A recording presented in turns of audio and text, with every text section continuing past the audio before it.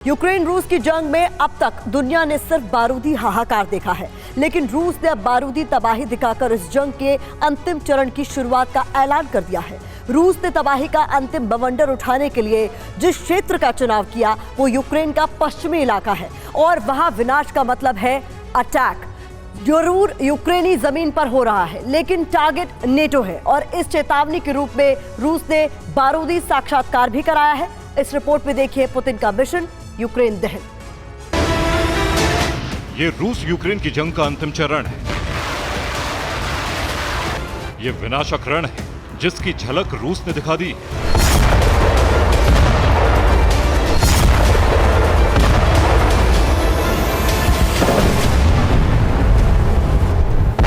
वो भी यूक्रेन के उस हिस्से में जिसे नाटो के सुरक्षा घेरे में महफूज माना जा रहा था। जिस यूक्रेन की सुरक्षा के लिए इस्तेमाल होने वाले बारूद को सुरक्षित ठिकाना माना जा रहा था, उस ठिकाने पर रूस ने तबाही का बवंडर उठा दिया है।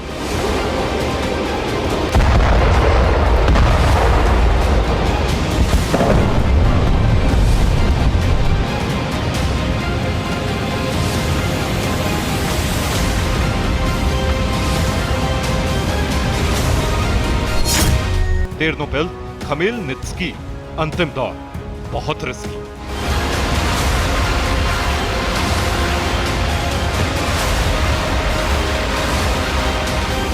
जो दिख रहा है वो चौंकाने वाला है, लेकिन रूस जंग में हर दिन चौंकाने की तैयारी के साथ ही बारूदी तबाही मचा रहा है, जिसका प्रमाण खमेलनित्स्की की ये तस्वीर है। धमाके के बाद उठा आग का गुब्बार, ब्लास्ट की आवाज से दहले शहर, रूस के घातक मंसूबे का प्रमाण। ये विनाशकारी धमाका बता रहा है कि पुतिन अब यूक्रेन का चैप्टर क्लोज करने की तरफ आगे बढ़ चुके हैं। आप चौंकेंगे, लेकिन सच यही है कि इस अटैक से न सिर्फ यूक्रेन को बल्कि नाटो को भी भारी नुकसान पहुंचाने का कदम कारगर रहा।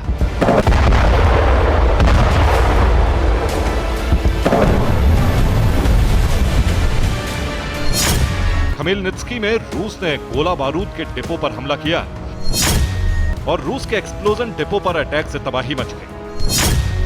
यूक्रेन को नाटो से मिले हथियार और बारूद तबाह हो गए। दावे के तहत रूस ने यह कार्रवाई इसलिए की है क्योंकि एम्यूनिशन यूक्रेनी फोर्स तक न पहुंच पाए, और इसमें रूस कामयाब भी रहा।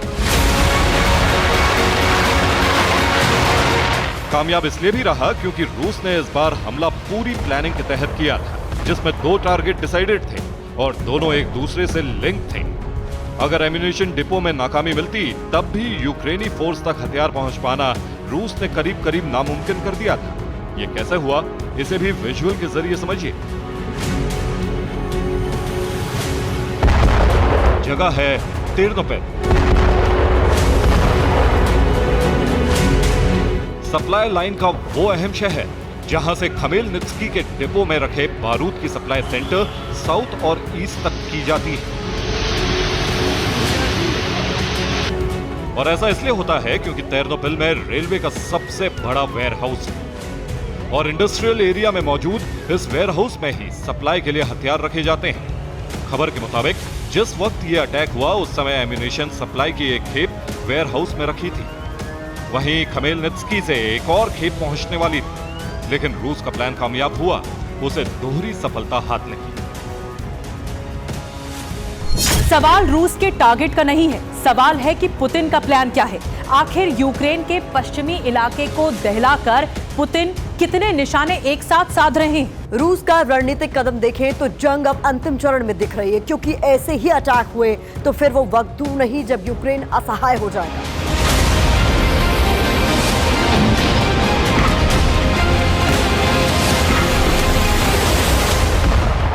यानी रूस यूक्रेन की जंग में अब वो वक्त आ गया है जो विनाश का सायरन है, और इसका संकेत तब मिलता है जब इन 2 शहरों की जंग में अहमियत को परखा जाता है। यूक्रेन के तेरनोपिल में बना वेयरहाउस एक तरह से सप्लाई डिपो है, जहां पोलैंड के ल्यूब्लिन, जेमोस्क के रास्ते यूक्रेन के लवीव होते हुए नाटो के हथियार पहुंचते हैं और फिर इसे रेलवे के जरिए खमेलनित्स्की पहुंचाया जाता है, जहां से उत्तर, पूर्व और दक्षिण हिस्से में यूक्रेनी फोर्स तक सप्लाई होती है। यही वजह है कि रूस ने रणनीतिक अहमियत को देखते हुए टेर्नोपिल और खमेलनित्स्की को ही टारगेट किया। और इस हमले में मची तबाही का इशारा साफ है कि अब यूक्रेन की फोर्स के पास वो ताकत नहीं बची जिसके सहारे रूसी फोर्स से सामना किया जा सके।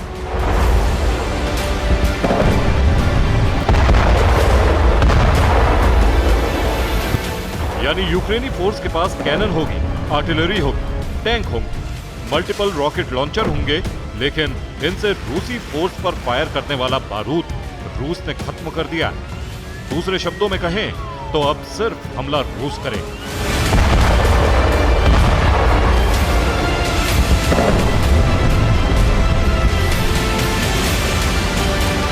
अहम सवाल रूस के हमले के लिए अपनाई गई रणनीति का है। आखिर रूस के लिए टेर्नोपिल और खमेलनित्स्की पर हुए हमले इतने आसान कैसे रहे? ऐसे किस वेपन से रूस ने हमला किया जो बिना किसी रुकावट के सीधे टारगेट पर गिरा?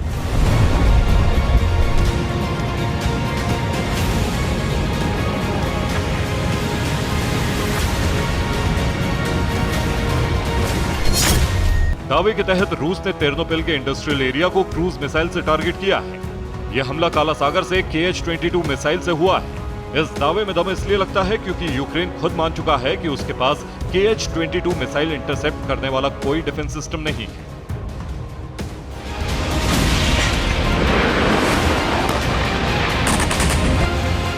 रही बात खमेलनित्स्की पर हुए हमले की, तो अभी तक हमले में इस्तेमाल वेपन का पुख्ता तौर पर खुलासा नहीं हुआ है। लेकिन खमेलनित्स्की ओब्लास्ट के स्टेट एडमिनिस्ट्रेशन का दावा है कि रूस ने इस हमले के लिए आत्मघाती ड्रोन्स का इस्तेमाल किया। रिपोर्ट के मुताबिक रूस ने 21 ड्रोन एम्यूनेशन डिपो को टारगेट करके लॉन्च किए थे। इन ड्रोन्स में से 14 कामिकाजी UAV को डिफेंस सिस्टम ने गिरा दिया, लेकिन 7 ड्रोन टारगेट पर हिट करने में कामयाब हो गए। इनमें 4 ड्रोन एम्यूनेशन डिपो से टकराए, जिससे भारी तबाही हुई। दावा यहां तक है कि खमेलनित्स्की में कई लोगों की मौत भी हुई है, वहीं बड़ी संख्या में लोग घायल भी हुए हैं। हालांकि यह खमेलनित्स्की एडमिनिस्ट्रेशन का दावा है, लेकिन सूत्रों के हवाले से जो खबर मिल रही है वो और भी ज्यादा चौंकाती है। खबर यह है कि रूस ने FAB 500 बम से खमेलनित्स्की में तबाही मचाई।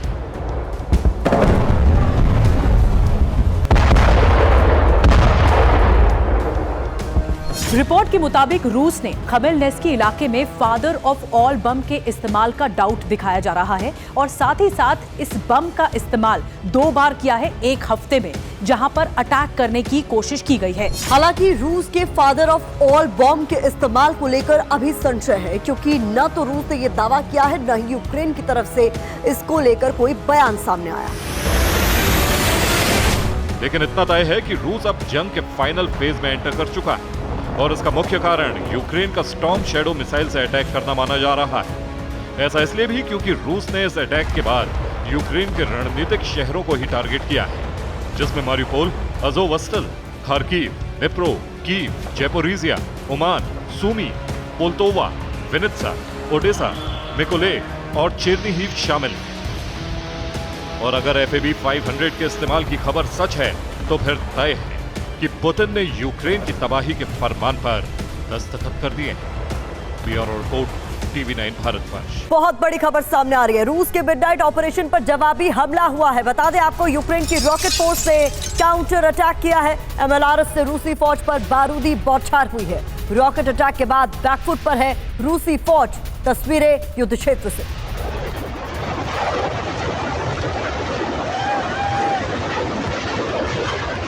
एक और बड़ी खबर आपके सामने रख दें। रूस के ऑयल डिपो पर यूक्रेन की नजर है। एक एक कर रूसी ऑयल डिपो को टारगेट किया जा रहा है, निशाना बना जा रहा है। ब्रिटेन से मिली स्टॉर्म शैडो मिसाइल से ये टारगेट हो रहे हैं, हमले हो रहे हैं। यूक्रेन को स्टॉर्म मिसाइल मिलते ही रूस में तबाही का दौर शुरू हो गया। –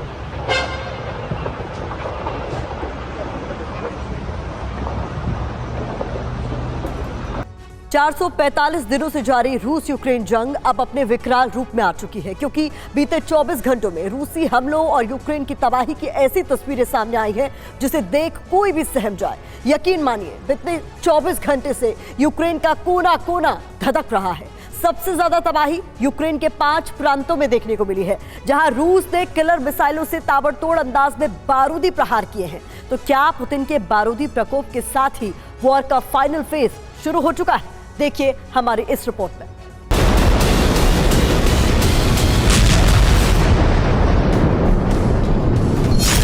यूक्रेन की सरजमी पर पुतिन के बारूदी प्रकोप का मंजर ऐसा होगा, इसका अंदाजा शायद जेलेंस्की को भी नहीं होगा।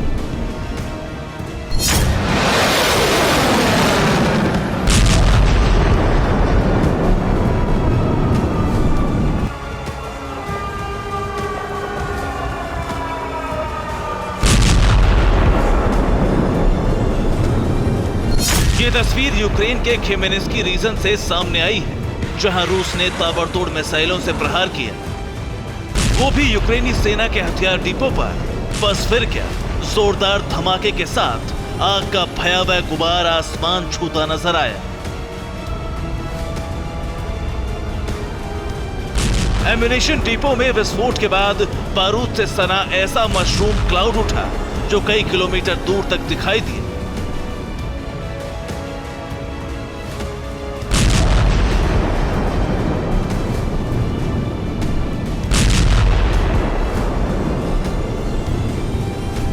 लेकिन पुतिन का प्रतिशोध सिर्फ खेमेनिस्की रीजन में ही नहीं, बल्कि यूक्रेन के अलग अलग प्रांतों, शहरों और रिहायशी इलाकों में भी दिखाई दिया।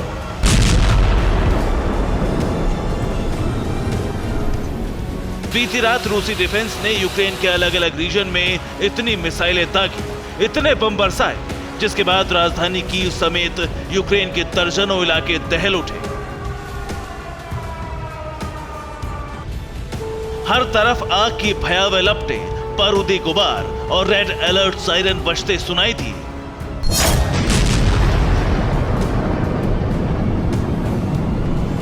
बीते 24 घंटे में रूस की किलर मिसाइलों ने यूक्रेन के 5 प्रांतों को तो पूरी तरह से तहस नहस कर दिया। बारूदी कोहराम ऐसा था जिसे देखकर कोई भी सिहर उठे। यूक्रेनी डिफेंस सिस्टम भी फेल हो गया, क्योंकि पुतिन की ब्रिगेड ने यूक्रेन के अलग अलग रीजन में सिर्फ और सिर्फ आसमानी प्रहार किया।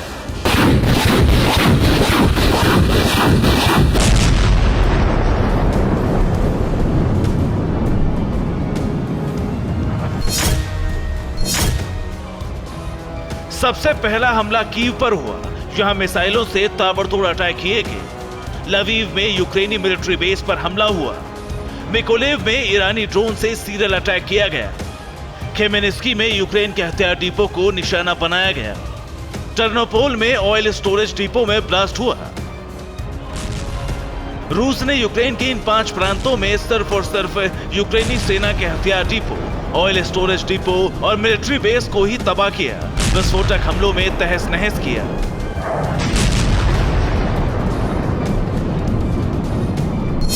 आपको बता दें कि बीते 24 घंटे में पुतिन ने यूक्रेन के खिलाफ जिन हथियारों का इस्तेमाल किया, जिन किलर मिसाइलों से यूक्रेन का सर्रा बारूद से सना है, वो है पुतिन की इस्कंदर M मिसाइल और कैलिबर क्रूज मिसाइल। इन्हीं दो मिसाइलों के इस्तेमाल से रूसी डिफेंस ने यूक्रेन के 5 प्रांतों में सनसनी मचा दी। इन्हीं दो मिसाइलों के प्रहार से यूक्रेन धड़कने लगा। अब आपको बताते हैं कि यूक्रेन के किस इलाके में पुतिन ने किन मिसाइलों के जरिए प्रहार किया।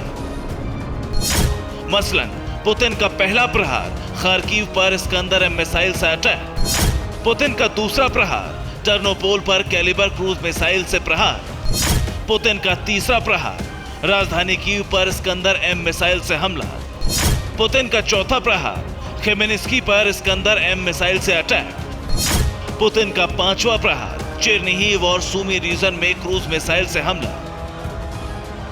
जानते हैं यूक्रेन को तबाह करने के लिए बीते 24 घंटे से रूसी सेना क्यों आमादा है, क्यों यूक्रेन को खाक करने के लिए पुतिन ने अपनी ताकत झोंक रखी है। तो इसकी वजह 30 घंटे पहले यूक्रेन का वो हमला है जो लुहांस में किया गया, वो भी यूक्रेन के आसमानी जंगबाजों की तरफ से क्रूज मिसाइल के जरिए। पहला अटैक गृह मंत्रालय की इमारत पर, दूसरा अटैक LPR प्रतिनिधि के दफ्तर पर, तीसरा अटैक रूसी वायुसेना के फाइटर जेट पर। लुहांस रीजन में यूक्रेन की तरफ से किए गए इस आसमानी प्रहार से रूसी डिफेंस दहल उठा। क्रेमलिन में भी सनसनी मच गई। जो कि यूक्रेन वायुसेना के Su-24 लड़ाकू विमान ने जिस क्रूज मिसाइल से हमला किया वो यूक्रेन की नहीं बल्कि ब्रिटेन से इंपोर्ट की गई स्टॉर्म शैडो क्रूज मिसाइल थी।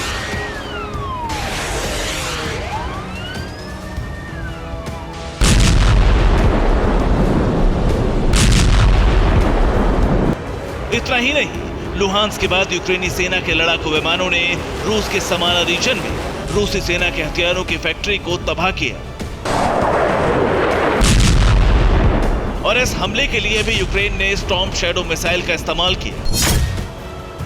बस इसी के चलते रूसी सेना भी यूक्रेन का वजूद मिटाने का प्रण ले चुकी है और पुतिन ने भी अपनी फौज को फ्री हैंड दे दिया है। मतलब जल्द ही रूस के बारूदी तांडव में यूक्रेन का तबाह होना तय है। Bureau report, TV9 Bharatvarsh.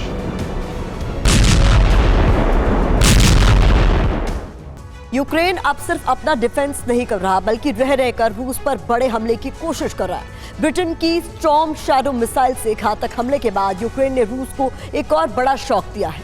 एक ही दिन में रूस के 2 फाइटर जेट क्रैश हो गए। इसके बाद 2 हेलीकॉप्टर भी हवा में आग का गोला बन गए। रूस को शक है कि ये सब यूक्रेन के हमले की वजह से हुआ है। इस खबर को लेकर अलग अलग दावे हैं, कुछ वीडियो भी वायरल हो रहा है। लेकिन अहम यह है कि पुतिन अब करेंगे क्या? पुतिन यूक्रेन को इस जरूरत की कितनी बड़ी सजा देंगे? एक्शन शुरू हो चुका है, लेकिन डर किसी घातक हथियार के इस्तेमाल का है। पहले फाइटर जेट, फिर हेलीकॉप्टर। रूस की सीमा में हवा से आग के गोलों की बरसात होती रही। कभी फाइटर जेट जमीन पर गिरे तो कभी हेलीकॉप्टर।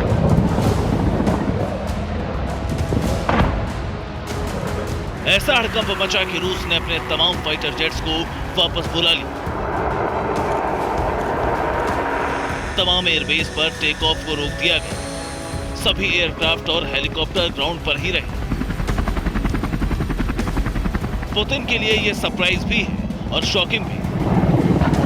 युद्ध की शुरुआत के बाद से शायद ही ऐसा कोई दिन आया हो जब रूस को इतना बड़ा नुकसान उठाना पड़ा।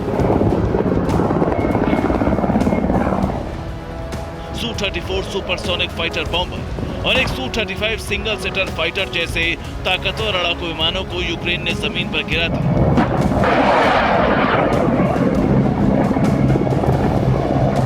रूस की वायुसेना के दोनों योद्धा हवा में ही शूट कर दिए गए। रूस के विमान के गिरने का वीडियो भी वायरल हो रहा है।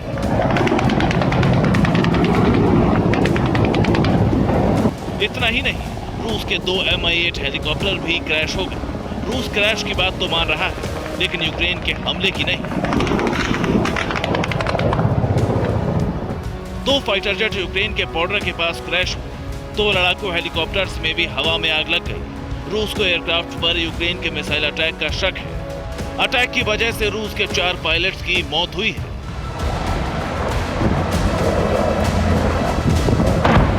रूस के दोनों फाइटर जेट यूक्रेन पर हमला करके लौट रहे थे, जबकि 2 हेलीकॉप्टर भी यूक्रेन के अलग अलग इलाकों पर अटैक के लिए भेजे गए थे। वायरल हो रही तस्वीरों में दिख रहा है कि Mi-8 हेलीकॉप्टर से एक मिसाइल टकराई और उसके बाद विस्फोट के साथ हेलीकॉप्टर में आग लग गई। हालांकि रूस की मीडिया मिसाइल अटैक से इंकार कर रही है। रूसी मीडिया का दावा है कि हेलीकॉप्टर में किसी तकनीकी खराबी की वजह से आग लगी। यूक्रेन के अधिकारियों ने दावा किया कि रूस के एयर डिफेंस ने ही खुद अपने विमान और हेलीकॉप्टर को गिरा दिया है। यूक्रेन ने रूस को एक बड़ा झटका बाखमुत के पास दिया है। यहां यूक्रेन ने रूस के एक एयर डिफेंस को उड़ा दिया।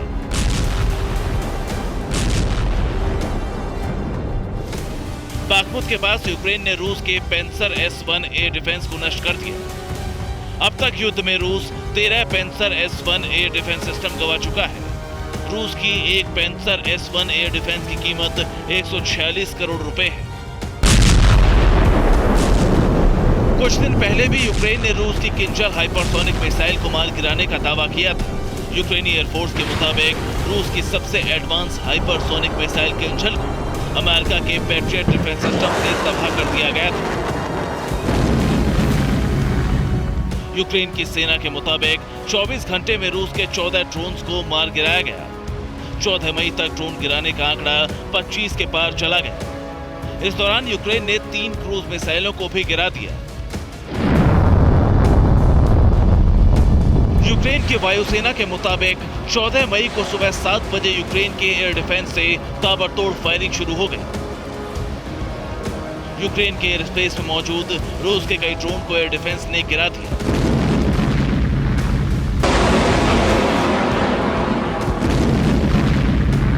इस दौरान रूस की तरफ से मिसाइलें भी दागी गई, लेकिन एयर डिफेंस सिस्टम ने 3 मिसाइलों को हवा में ही नष्ट कर दिया। यूक्रेन के आर्मी के मुताबिक 14 मई को सुबह रूस ने ब्लैक सी से यूक्रेन पर हमला किया।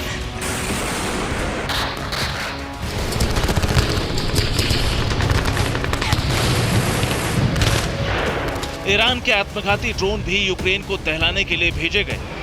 रशियन Tu-95 विमानों ने भी अजोव सागर के ऊपर उड़ान भरी और यूक्रेन की तरफ मिसाइलें दागी।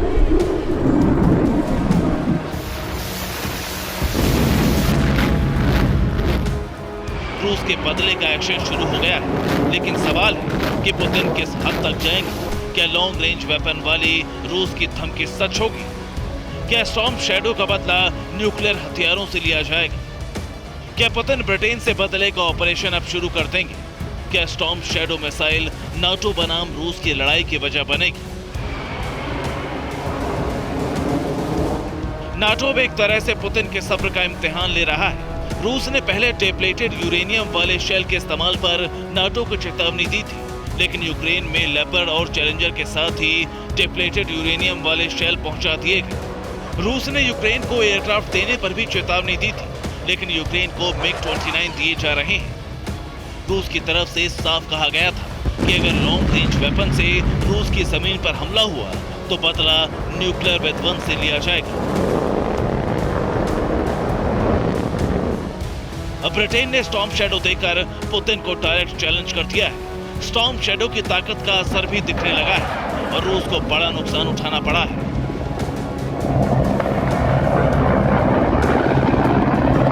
सवाल है कि क्या अब वो महाविध्वंस का समय करीब आ गया है, जिसकी आशंका यूक्रेन रूस युद्ध की शुरुआत से ही है। Bureau report TV9 Bharatvarsh. युद्ध के मैदान में नई बारूदी कयामत आने वाली है।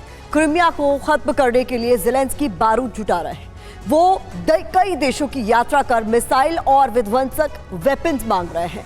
ब्रिटेन और जर्मनी ने ज़ेलेंस्की को हथियारों की बड़ी खेप दे दी है। कुछ और देश जल्द ही यूक्रेन को लॉन्ग रेंज वेपन देने वाले हैं। इसके बाद से ज़ेलेंस्की का काउंटर ऑफेंसिव बहुत ज्यादा तेज हो जाएगा। सवाल यही है कि अगर ज़ेलेंस्की ने क्रिमिया को टारगेट किया तो यूक्रेन का हश्र क्या होगा। ज़ेलेंस्की इसी तरह रूस को बर्बाद करना चाहते हैं।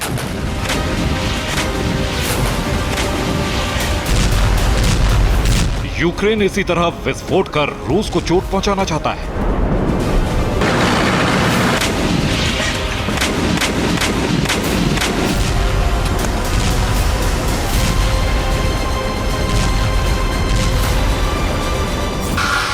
ज़ेलेंस्की रूस के अंदर हमला कर हाहाकार मचाना चाहते हैं। इसके लिए उन्हें हथियार चाहिए।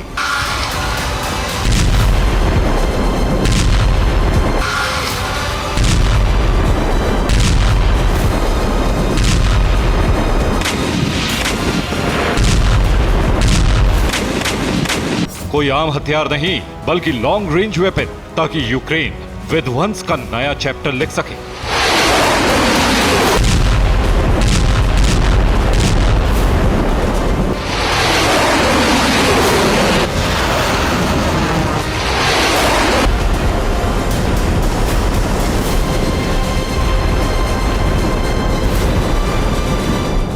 एक तरफ ज़ेलेंस्की रूस पर लगातार निशाना साध रहे हैं, वो रूसी फौज पर लगातार अटैक कर रहे हैं। ज़ेलेंस्की दूसरी तरफ बारूद इकट्ठा कर रहे हैं। वो विदेशों में दौरा करके विदेशों में जाकर वेपन जुटा रहे हैं। ज़ेलेंस्की शनिवार को इटली में थे तो रविवार को जर्मनी पहुंच गए। ज़ेलेंस्की के पहुंचते ही जर्मनी ने यूक्रेन को हथियारों की नई खेप देने का ऐलान कर दिया।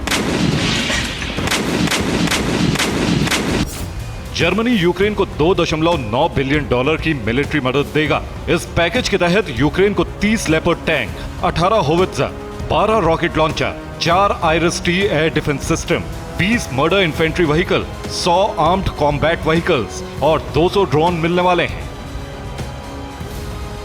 लेकिन यूक्रेन का काम इससे नहीं चलने वाला है, ये बात ज़ेलेंस्की जानते हैं। रूस को लॉन्ग रेंज वेपन से ही दहलाया जा सकता है, इसलिए वो लॉन्ग रेंज वेपन की तलाश में हैं।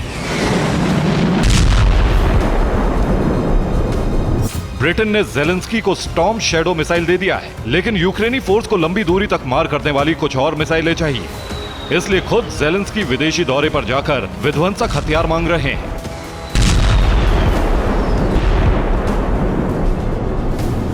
यूक्रेन को लॉन्ग रेंज वेपन मिल सके, इसके लिए ब्रिटेन भी एड़ी चोटी का जोर लगा रहा है।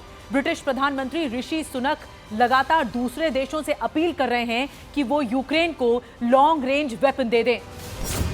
ये वही ब्रिटेन है जो यूक्रेन को स्टॉर्म शैडो जैसा घातक हथियार दे चुका है, जिसे ज़ेलेंस्की सेना ने युद्ध के मैदान में चलाना भी शुरू कर दिया है।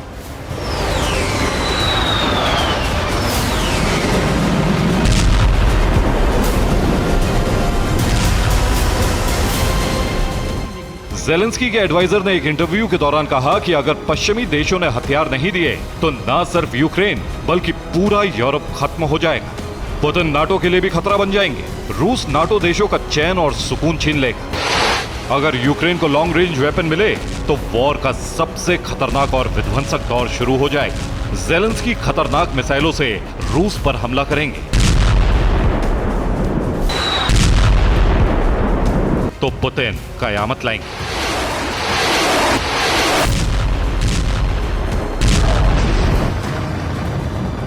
Bureau report, TV9 Bharatvarsh.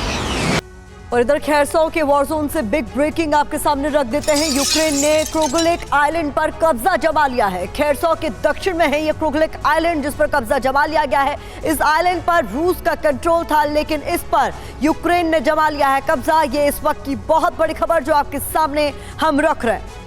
जंग में यूक्रेन रूस की फोर्स अगर कहीं इस समय आमने सामने है तो वो क्षेत्र है बाखमुत, जहां रूस ने अब तक बढ़त बनाई हुई है। लेकिन ये बढ़त आगे भी बरकरार रहेगी, इस पर संशय है। संशय इसलिए क्योंकि रूसी खेमे में फूट पड़ती हुई दिखाई दे रही है। पहले वैगनर ने यहां मोर्चा संभाला था, लेकिन अब मोर्चा संभालने चेचनिया लड़ाके पहुंच गए हैं, जिन्हें अज़ोव फोर्स के खिलाफ वैगनर ने बैकअप देने से इनकार कर दिया है। और इसका असर यह है कि कई इलाकों में अज़ोव फोर्स वापस लौट आई है। फिर क्या हुआ, देखिए पूरा विस्तार हमारी इस खास रिपोर्ट में। इस वॉर जोन में हथियारों की तबाही और बारूद की बर्बादी का ये वो केंद्र है जिसकी कोई रणनीतिक अहमियत नहीं है। लेकिन प्रेसिडेंट ज़ेलेंस्की ने इस क्षेत्र को अपनी साख का सवाल मानकर जगह नहीं छोड़ी। नतीजतन तबाही मचती रही, नुकसान होता रहा, लेकिन ना तो सेना को पीछे हटने का आदेश दिया, ना ही रूसी विनाश को रोकने के लिए कोई बड़ा कदम उठाया।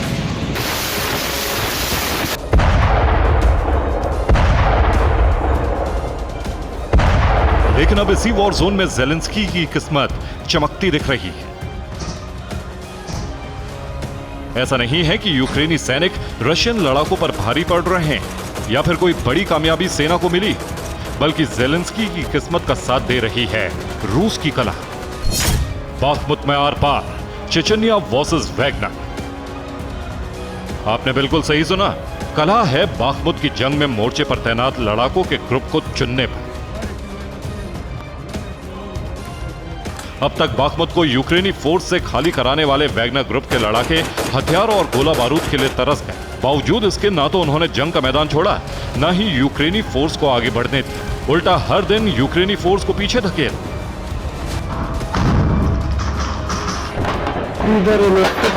इसलिए वैगनर चीफ येवगेनी प्रिगोजिन ने अपनी नाराजगी भी दर्ज कराई। लेकिन क्रेमलिन से इस तरह नाराजगी जाहिर करना प्रिगोजिन को भारी पड़ा। बाखमुत में लड़ाकों की पूरी ब्रिगेड को बदलने की तैयारी हो गई।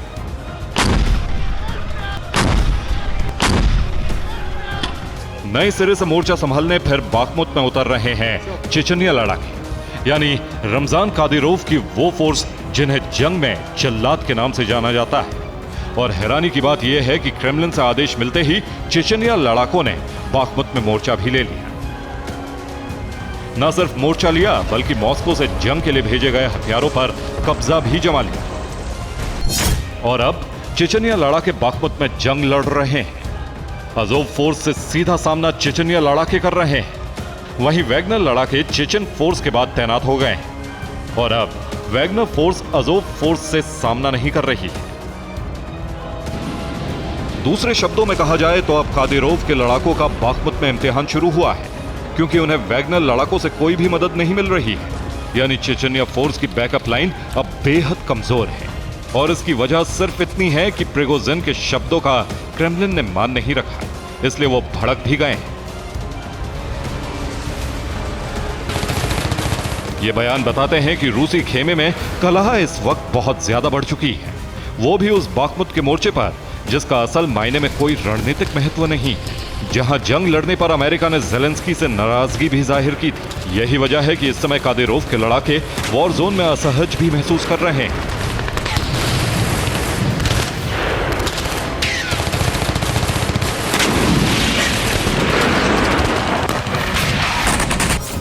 दरअसल चेचनिया फोर्स को वैगनर से बैकअप मिलना था, लेकिन नाराज वैगनर लड़ाके अब जंग से पीछे हट रहे हैं। इसका फायदा यूक्रेन की अज़ोव फोर्स यूनिट को मिल सकता है, क्योंकि बाखमुत की भौगोलिक स्थिति की अच्छी समझ अज़ोव को है।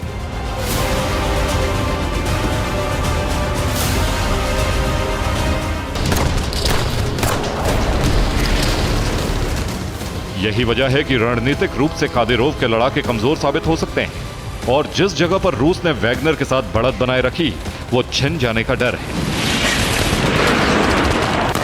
लेकिन ताजा रिपोर्ट यह भी है कि चेचनिया फोर्स ने पिछले 24 घंटे से ज्यादा समय में फिर से यूक्रेनी लड़ाकों पर बढ़त बना ली है और अब यूक्रेनी फोर्स फिर से पीछे खिसक रही है। यानी आमने सामने की जंग का मोर्चा फिर बारूदी धमाकों से गूंजने लगा है। Bureau report, TV9 Bharatvarsh. Jinping के मॉस्को दौरे के बाद से रूस यूक्रेन युद्ध में चीन की एंट्री हो चुकी है। फरेब के लिए बदनाम चीन खुलकर सामने तो नहीं आ रहा, लेकिन रूस की हर तरह से मदद जरूर कर रहा है। फिलहाल चीन रूस की आर्थिक शक्ति बढ़ाने के लिए बिजनेस डील कर रहा है, लेकिन दावा यह भी है कि चीन रूस को हथियार भी दे रहा है। दोनों देश हर मोर्चे पर एक दूसरे की मदद करने का वादा भी कर चुके हैं, लेकिन चीन और रूस के आर्मी के बीच लगातार बढ़ रहा सहयोग और तालमेल दुनिया के कई देशों की चिंता बढ़ा रहा है। एक दुनिया की सबसे विशाल सेना का प्रमुख, दूसरा सबसे ज्यादा परमाणु हथियार रखने वाले देश का प्रेसिडेंट, पुतिन के एक इशारे पर आधी दुनिया जलकर भस्म हो सकती है।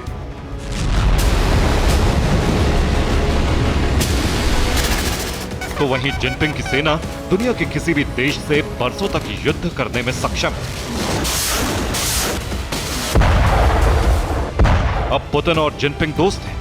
सिर्फ दोस्ती नहीं बल्कि एक दूसरे को हथियार देने और युद्ध में मदद करने का भरोसा दे चुके हैं। जरा सोचिए, अमेरिका के दो दुश्मनों के एक हो जाने से कितनी घातक जोड़ी तैयार हो गई है।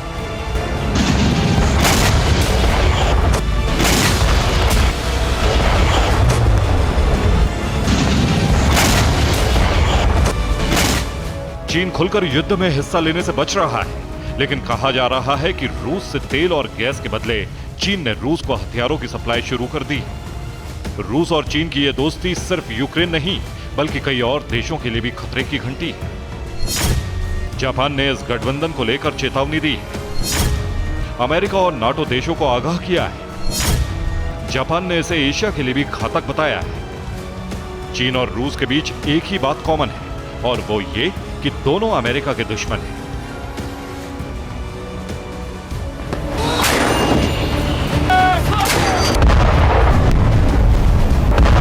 अब अमेरिका की सुपरमेसी को खत्म करने के लिए ये दोनों देश अपनी दोस्ती को नया मुकाम दे रहे हैं। बाइडेन उकसाने वाले हर एक्शन से बच रहे हैं,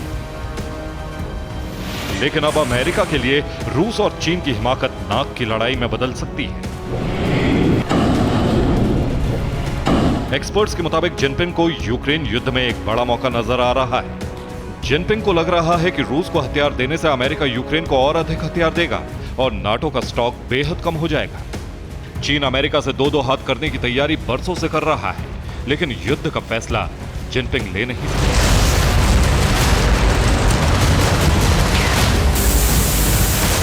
एक्सपर्ट्स मान रहे हैं अब चीन युद्ध ना लड़ते हुए भी अपने हथियारों के भंडार से अमेरिका को बड़ा नुकसान पहुंचाने की प्लानिंग कर रहा है। चीन को इससे बहुत फायदा होने वाला है। हथियार देने से रूस से रिश्ते मजबूत होंगे। अमेरिका को यूक्रेन में और ताकत लगानी होगी। रूस की जीत से अमेरिका की साख कमजोर होगी। सुपर पावर के खिलाफ बड़ा गुट तैयार हो सकेगा। एक्सपर्ट्स मानते हैं कि रूस अगर अकेले अपने दम पर जीत हासिल कर लेता है तो दुनिया के कई छोटे देश रूस के खेमे में आ जाएंगे और चीन का सुपर पावर बनने का ख्वाब और दूर नजर आने लगेगा। इसलिए जिनपिंग चाहते हैं कि अमेरिका को हराने का श्रेय सिर्फ रूस को नहीं बल्कि चीन रूस दोनों को मिले। पुतिन और जिनपिंग के बीच एक बड़ी डील भी हुई है। ये डील गैस और तेल सप्लाई को लेकर है। यूरोप को गैस और तेल की सप्लाई रूस से होती है, लेकिन यूरोप अमेरिका के साथ है, इसलिए पुतिन नए विकल्प तलाश रहे हैं। समझौते के तहत रूस हर साल चीन को करीब 10 बिलियन क्यूबिक मीटर गैस की सप्लाई करेगा। यह सप्लाई पूर्वी रूस से की जाएगी। Bureau report, TV9 भारतवंश। बड़ी खबर बता दें आपको, यूक्रेनी हमले पर रूस की ओर से अलग दावा सामने आ रहा है। युद्ध के दौरान एक Mi-8 हेलीकॉप्टर क्रैश हुआ था जिसको लेकर अलग दावा किया जा रहा है। ब्रियांस्क में रूस का सुखोई 34 विमान भी क्रैश हुआ। यूक्रेनी हमले में रूसी विमान को नुकसान पर चुप्पी साध ली गई।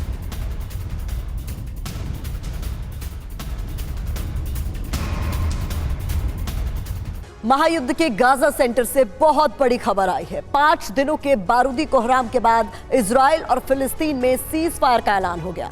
दोनों देश एक दूसरे पर बारूदी बारिश नहीं करने का फैसला ले चुके हैं, लेकिन सवाल यह है कि आखिर ये युद्ध विराम कब तक रहेगा।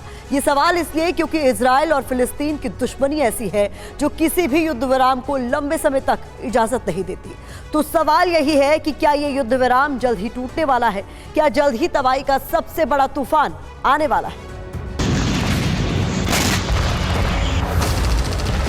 5 दिनों तक वॉर का सबसे बड़ा और विध्वंसक फ्रंट इसी तरह खुला रहा।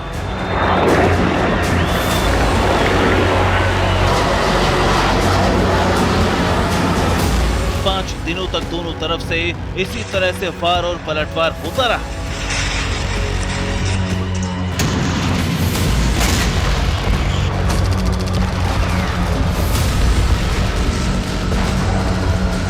गाजा की तरफ से इजराइल पर रॉकेट बरसते रहे।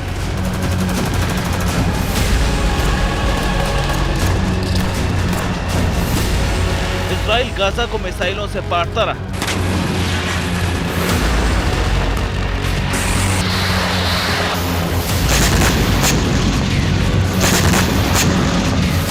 गाजा ने 5 दिनों में इजराइल पर 1200 रॉकेट दागे।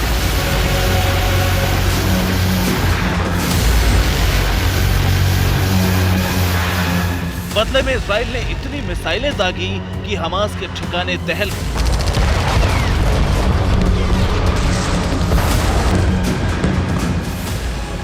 इजराइल और फिलिस्तीन में जिस तरह का युद्ध छिड़ा था वो महाविनाश की मुनादी कर रहा था।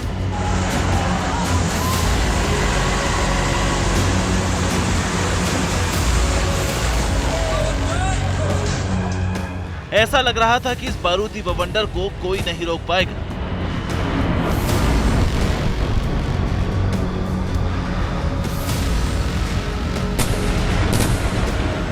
लेकिन ये बवंडर रुक गया और युद्ध की बारूदी आग शांत हो गई।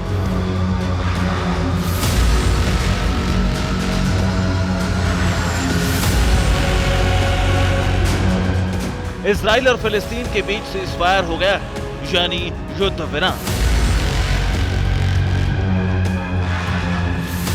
यह शांति मुमकिन हुई मिस्र की वजह से। मिस्र ने मध्यस्थता की। इसके बाद दोनों देश बारूदी बारिश नहीं करने पर सहमत हो गए। फिलहाल युद्ध तो रुक गया है। गाजा का आसमान अभी शांत है, लेकिन ये शांति कब तक रहेगी, यही सबसे बड़ा प्रश्न है।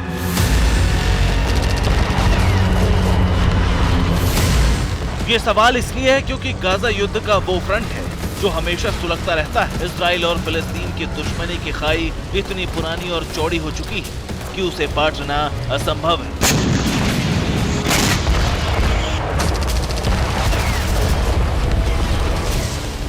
दोनों देश एक दूसरे को अपना सबसे बड़ा शत्रु मानते हैं। दोनों एक दूसरे को मिटा देना चाहते हैं। यही वजह है कि आए दिन इसराइल और फिलिस्तीन के बीच भीषण संग्राम होता रहता है। हमास आए दिन इसराइल पर रॉकेट प्रहार करता है। इस बात से नाराज इसराइल गाजा पर कहर ढाता रहता है। इस बार भी यही हुआ। हमास ने इसराइल पर 1200 रॉकेट दागे। हमास के हमले की वजह से 12,000 इसराइली अपना घर-बार छोड़कर भागने पर मजबूर हो गए। इसराइल ने मिसाइलों की बारिश की तो गाजा शहर बर्बाद हो गया। हमास के कई ठिकाने तबाह हो गए। अच्छी बात यह है कि दोनों देश युद्ध विराम पर सहमत हो गए, लेकिन ये विराम कब तक रहेगा कहा कुछ नहीं जा सकता। ये महायुद्ध का वो फ्रंट है जो कभी भी खुल सकता है। उसके बाद महाविनाश की ऐसी सुनामी आएगी जो एक साथ कई देशों को खत्म कर देगी। Bureau report, TV9 Bharatvarsh. आज तुर्की में वोटिंग हुई। तुर्की की जनता ने अपना नया राष्ट्रपति चुनने के लिए वोट डाला, लेकिन इस बार का चुनाव तुर्की के लिए खास है क्योंकि लगातार 2 दशक तक सत्ता में रहने वाले मौजूदा राष्ट्रपति एर्दोआन तीसरी बार प्रेसिडेंट बनने की रेस में हैं। लेकिन इस बार का चुनाव तुर्की में सबसे शक्तिशाली माने जाने वाले एर्दोआन के लिए काफी मुश्किल है। आखिर क्यों, देखिए। बीते 2 दशकों से तुर्की के सत्ता पर हावी रहने वाले एर्दोआन की साख एक बार फिर दांव पर है। लगातार तीसरी बार राष्ट्रपति बनने के लिए एर्दोआन चुनावी मैदान में उतरे ताकि 5 साल वो फिर से तुर्की के सिंहासन पर काबिज हो सके।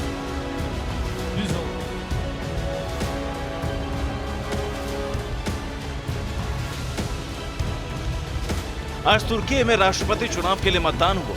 खुद तुर्की के राष्ट्रपति एर्दोआन ने भी वोट डाला, लेकिन इस बार एर्दोआन की राह आसान नहीं, क्योंकि तुर्की के प्रेसिडेंट के खिलाफ पूरा विपक्ष एकजुट हो चुका है। एर्दोआन को सत्ता से हटाने के लिए महागठबंधन बन चुका है और इस महागठबंधन की कमान संभाली है केमल किलिचदारोग्लू ने, जो अपने विनम्र स्वभाव और कुशल नेतृत्व के लिए जाने जाते हैं। वोटिंग से ठीक पहले यानी 12 मई को केमल ने बड़ी रैली की, जिसमें समर्थकों की भारी भीड़ के साथ पूरा विपक्ष भी मंच पर दिखाई दिया। एर्दोआन के खिलाफ एक तरफ विपक्ष एकजुट है, तो वहीं तुर्की में अब तक जो भी ओपिनियन पोल सामने आए वो केमल को जीत का प्रबल दावेदार बता रहे हैं, क्योंकि तुर्की के 6 मजबूत दलों ने गठबंधन करके केमल को अपना नेता चुन लिया है। ये तमाम पार्टियां विचारधाराओं और समुदायों से भी ताल्लुक रखती हैं। ऐसे में केमल को तुर्की के अगले सर्वोच्च नेता के तौर पर भी देखने की संभावना जताई जा रही है।